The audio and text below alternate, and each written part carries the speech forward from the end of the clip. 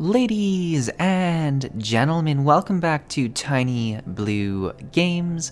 My name, of course, is Seesaw or Chris, and today we are playing Final Fantasy XIV in 2020. Today we are checking out another dungeon in Final Fantasy, the Aurum Vale. This is, I don't even know what number of dungeon it is anymore, but it is a optional dungeon, meaning that unless you go out of your way to unlock it, you won't necessarily land in it on your journey through the main scenario quest. I do enjoy that there are some dungeons like this because it allows for a bit of a different journey through the game. Whereas one of my main things I've said about Final Fantasy XIV up to this point is it's a very scripted journey through the game where players typically follow the same path. This allows for a bit of side adventures, and there are other side quests, don't get me wrong, but I definitely enjoy this. So this dungeon is a huge step up in difficulty in my personal opinion. I had some pretty big issues with it originally, mostly because I didn't understand some of the core mechanics. You know what? Let's just play the footage. You guys can see the mess ups. I'm not going to hide them. Here we go.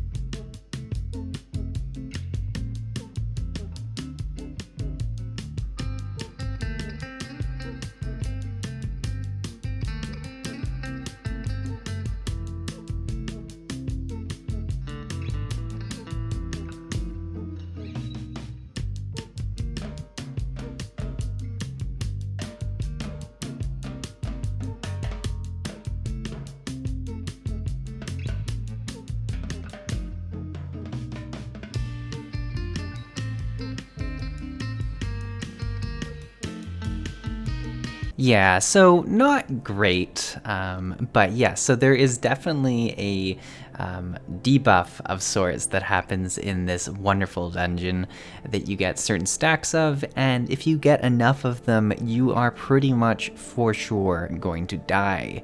It took me a little bit of time to figure this out, and I definitely could have been more vocal with my groups, but I was stubborn. I also knew that I wasn't exactly the best geared I could be for the dungeon, and because of that I thought some of it had to do with that, and I just wasn't healing enough. But yeah, you definitely have to clear your stacks by generally consuming a certain type of fruit that will spawn, which, looking back at the footage, it seems really obvious now that I should have definitely been like checking out this random fruit that was spawning all over the place. But you know how it gets when you're just doing something and you're so tunnel visioned on getting the boss down or something like that, you're not looking at the actual mechanics. I don't know. I'm done making excuses. We got past the dungeon. This is the full clear. Don't you worry about it. It's a fun mechanic. It really is. Like, now that I know how it works, now that I know it's kind of a balancing act where you can try and take a few more stacks to save some of the fruit, it's a really cool thing that I think is something that will be more enjoyable in other fights as well. I tend to always go pick up my fruit at 3 stacks because I am a bit of a safe player, but I definitely enjoy healing and seeing some people who either don't know about the stacks or people who like to risk it and get that extra bit of DPS in. It's fun now that I understand that they're going to be taking some big damage, so I can plan to have some of my bigger heals ready for it. But yeah, so definitely some issues to begin with, but the actual dungeon itself became quite enjoyable.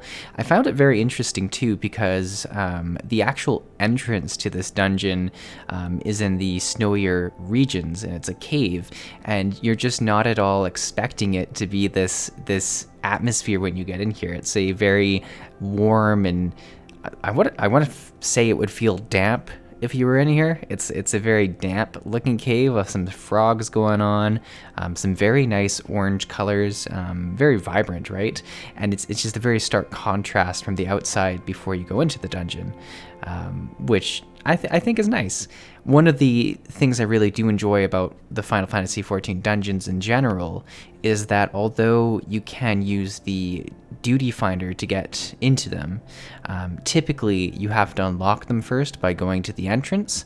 And I think there's something that a lot of games miss out on not having you go to the entrance of a dungeon, particularly if you're just staying in a central city and queuing into dungeons all the time. And that's kind of how World of Warcraft does it now, where you can literally stay in Orgrimmar or Stormwind or whatever and just queue for dungeon after dungeon after dungeon, doing different new dungeons, but you never really get a sense of where they are in the world or what story they might connect to. And I think it's a nice compromise having you walk to the dungeon once to unlock it, kind of get a feel for where it is in the world, and then you can queue into it from anywhere. So I think that's really nice. It definitely, for instance, in World of Warcraft raids, you still typically, unless you're using Raid Finder, I guess, travel to the raid and go into it, which I think allows the game to kind of give a very grand entrance. For instance, for all of Battle for Azeroth's faults, and don't you worry, we'll be doing a video surrounding the poor state of WoW in 2020 very soon here. For all the faults, one of the coolest things was the entrance to the what was the raid called now? Like the Eternal Palace, the Asharaz raid. You went to this little lake and then you were sucked underwater, and underwater you went through these different tunnels and stuff like that, and it transported you to this entrance of her lair, of her palace. And for all the faults of that patch, sorry about bumping the microphone there, for those of you who don't know, you can picture me moving my hands pretty much anytime I'm speaking to you. I'm very much about the hand gestures. But yeah, for all the faults, it had a really grand entrance, and I think the game does a really good job of getting you to enjoy and explore that entrance. So all this to say, I like traveling to the entrance of the dungeons in this game and really getting a good feel for what we're going into. But yeah, the dungeon itself was definitely more challenging. Without even talking about the new mechanics that were thrown in, there was definitely a fair bit of damage that pretty much any tank I was healing took, and unlike most of my previous dungeon videos where I kind of just do the first take and talk about it, I did about 2 takes or 3 takes before this with different groups, and each dungeon group, the tank took quite a bit of damage. I just think that, we're now at a level where there is more damage coming in, and where you have to be a bit better as a healer and really understanding what you're supposed to do. And I know I'm not a perfect healer. I know there's certain times that there's a dot on someone and I'm not really on that right away. I know that there's certain things I could do to be a bit better about that, but I definitely feel like I am having to be at least a little bit quicker with my heals. And in terms of my heal kit, it's gotten a little bit more interesting now, where I do have sort of a spend or a gain points and spend points kind of system, much like my my DPS spec, which I think is really cool. And I'm glad that's kind of become a part of the rotation as well, instead of just spamming the same heal over and over again, which gets a bit tiresome. I have now got that going on. I've got my AoE heals, I've got my actual companion heals, and the different companion heals I can put out there. So it feels like there's a lot of different abilities I can choose from. It's just getting to a point now where I react quickly enough with each different type of ability to a point where I am effective and I haven't waited so long that the actual tank is dead or something like that, which of course would be sad. But yeah, so it's been quite enjoyable that way. It's definitely nice that damage is becoming more of a thing that I have to watch out for. It makes the gameplay a lot more intense. I feel like I'm pretty much focused on the dungeon the entire time. I'm not just waiting around. The other side to this is that this was taken during a bit of a special event, I think, which forced a few more people into the dungeon for rewards.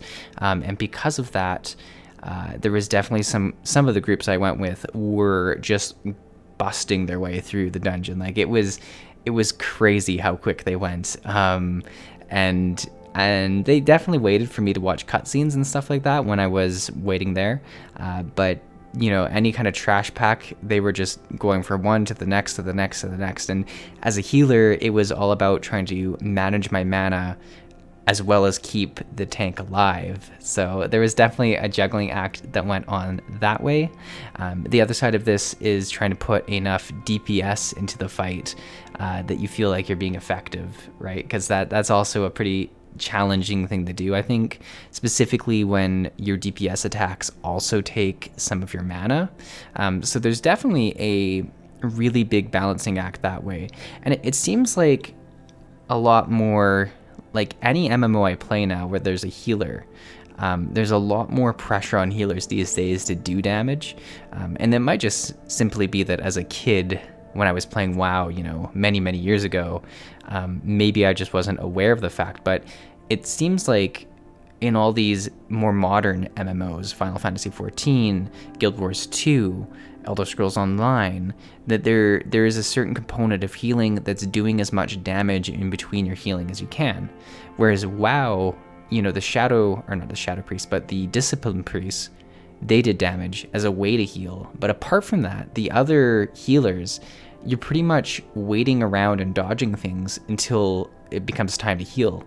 And I don't know if that's the case with some of the other classes, or jobs rather, in Final Fantasy XIV for healing, if the Scholar specifically does a fair bit of damage while they're healing, or if it's just something that is true of Final Fantasy XIV in general, if a lot of other people are doing heals as well, and if that's something that I should be aware of. So I'd be very interested in knowing that, and seeing some of the other healers play.